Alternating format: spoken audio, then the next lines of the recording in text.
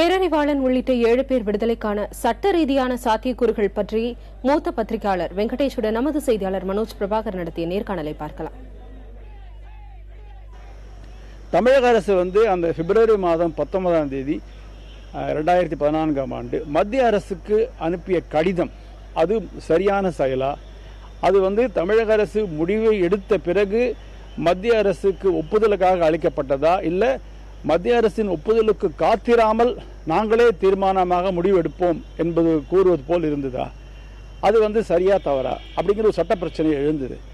நாங்கள் மத்திய அரசை கலந்து ஆலோசிக்கலை அப்படிங்கிற வாதமே தவறு. நாங்கள் கலந்து ஆலோசித்தோம், மத்திய அரசு தான் அதுக்கு சரியான பதில் அளிக்கலை அப்படின்னு தமிழக அரசு சொன்னாங்க.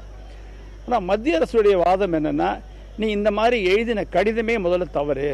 முதல்ல முடிவு எடுத்துட்டு எங்களுக்கு நீங்கள் சொல்லியிருக்கீங்க, நாங்கள் இந்த மாதிரி முடிவு எடுக்க போகிறோம், இதுக்கு உங்களுடைய கருத்து என்ன அப்படின்னு கேட்டிருக்கணும். நீ நாங்கள் already decided we want your opinion அப்படிங்கிற மாதிரி நீங்கள் கொடுத்தீங்க, அது தவறு அப்படின்னு மத்திய அரசு ஸ்டாண்டு. இப்போ எந்த ஸ்டாண்டு கரெக்டு? தமிழக அரசுடைய நிலைப்பாடு கரெக்டா, மத்திய அரசுடைய நிலைப்பாடு கரெக்டா அப்படிங்கிறத 3 நீதிபதிகள் விசாரிக்க போகிறாங்க. ஸோ இப்போ இந்த ராஜீவ்காந்தி கொலை வழக்கில் குற்றம் சாட்டப்பட்ட 7 பேரும் மீண்டும் ஒரு கருணை மனுவை ஆளுநருக்கோ அல்லது ஜனாதிபதிக்கோ அளித்து அதில் மாநில அரசோடு அல்லது மத்திய அரசு கலந்து ஆலோசித்து ஒரு முடிவு எடுத்தாங்கன்னா அதை அந்த முடிவின் அடிப்படையில் ஆளுநரோ அல்லது ஜனாதிபதியோ ஒரு முடிவு எடுக்கிறதுக்கு வாய்ப்பு இருக்கு. இது உச்சநீதிமன்றத்துடைய தீர்ப்புக்கும் இதுக்கும் சம்பந்தமே இல்லை. இண்டிபெண்டாகவே மாநில அரசோ மத்திய அரசு கலந்து ஆலோசித்து எடுக்கலாம். இப்போ நீங்க சொன்ன மாதிரி ஆளுநர் குடியரசுத் தலைவருக்கு அந்த அதிகாரங்கள் இருக்கும் பொழுது தமிழக அரசு சமீபத்தில் ஒரு கடிதம் மீண்டும் மத்திய அரசுக்கு அனுப்பினாங்க. இப்போ இந்த ஒரு வாய்ப்பை பயன்படுத்தாமல் மறுபடியும் மத்திய அரசுக்கிட்டேயே போறதுக்கான காரணம் என்ன? இல்லை இந்த வாய்ப்பை பயன்படுத்துவதில் தமிழக அரசு தயக்கம் காட்டுவதற்கு என்ன விஷயம் பின்னாடி இருக்குன்னு நினைக்கிறீங்க? அது முக்கியமாக ஏன்னா இப்போ 2014 பிப்ரவரி 19ஆம் தேதி ஒரு கடிதம் எழுதி அது தமிழகத்தை பொறுத்த வரைக்கும் அது பேக் ஃபயர் ஆயிடுச்சு. ஏன்னா அது உச்சநீதிமன்றம் இடைக்கால தடை விதித்து அவங்கள ரிலீஸ் பண்ண முடியாமல் பண்ணிட்டாங்க. ஸோ இப்போ அதனால் இவங்க தமிழக அரசு மீண்டும் இந்த வழக்கில் இந்த போக்கு எந்த விதமான பாதிப்பும் ஏற்படக்கூடாது.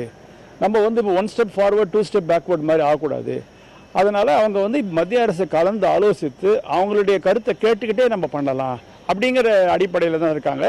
பட் தமிழக அரசுடைய இப்போ ஒட்டுமொத்தமாக இவங்களை விடுதலை பண்ணணும் அப்படிங்கிறதுல கருத்து கிடையாது. அதை எப்படி செயல்படுறது அப்படிங்கிறது தான் இப்போ அது தன்னிச்சையாக எந்த விதமான முடிவும் எடுக்க முடியாதுன்னு ஏற்கனவே உச்சநீதிமன்றம் சொன்ன காரணத்தினால மத்திய அரசை கலந்து ஆலோசித்து பண்ணுறது ஒரு உகந்தமான செயல் அப்படிங்கிறதுனால தான் தமிழக அரசு கொஞ்சம் ஸ்லோவாக போகிறாங்க இதில். Thank you sir.